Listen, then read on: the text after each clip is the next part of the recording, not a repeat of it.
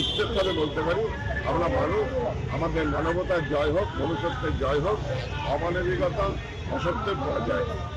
প্রতি বছরের মতো এবছরও নবী দিবস উপলক্ষে 56 নম্বর ওয়ার্ডের মানুষের সঙ্গে শুভেচ্ছা বিনিময়ে সামিল হলেন স্বপন সমাদ্দার।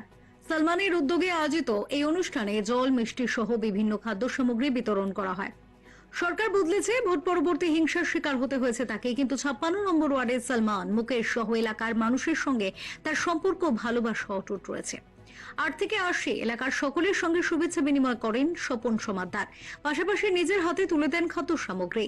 তাকে পাশে পেয়ে স্বাভাবিকভাবেই উচ্ছ্বসিত এলাকার মানুষ। তার উপস্থিতি ঘিরে তৈরি হয় সম্প্রীতির আবহ। স্বপন সমাদ্দার জানান, ধর্মের ভেদাভেদে কিছু হয় না, মানবতা ও মনুষ্যত্বই মানুষকে এক করে। তাই সকলকে একসঙ্গে থাকার বার্তাই দেন তিনি।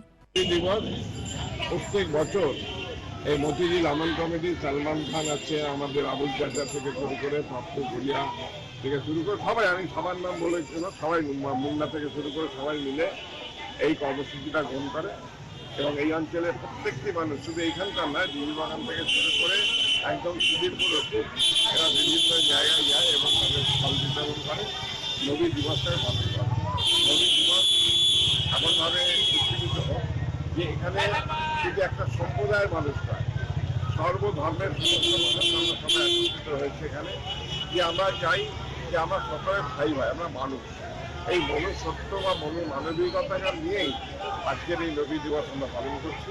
সবার মঙ্গল হোক, সবাই ভালো থাকুক এবং আমরা যারা সবাই উচ্চস্বরে বলতে পারি, আমরা মানুষ, আমাদের মানবতার জয় হোক, মনুষ্যত্বের জয় হোক, অমানবিকতা অসত্যের জয় হোক।